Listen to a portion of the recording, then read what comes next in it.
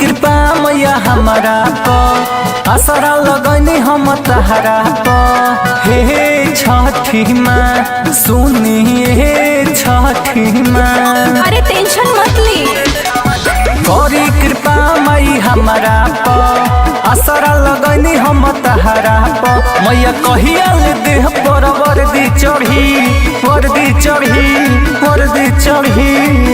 छठी मैया हो छठी मैया,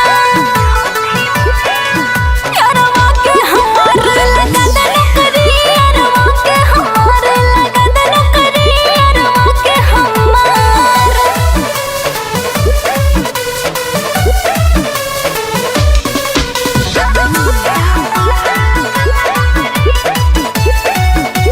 म्यूजिक बार मोनू अभियो।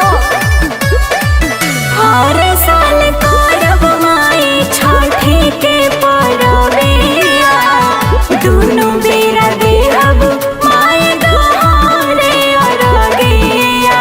ए माई ध्यान दी, बाटे अतने के चाह सब देखतावे राह जब ले लागी ना नौकरिया तले होई ना बिया।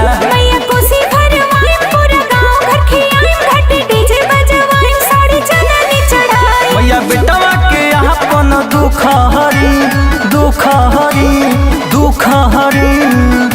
मैया हो मैया,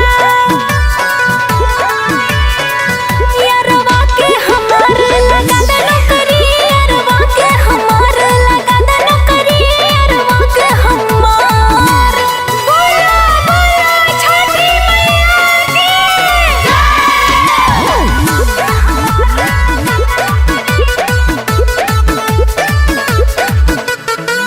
सुनले बानी दानी हो तो महारानी, अंजनी के हरली छठी माई परेशानी।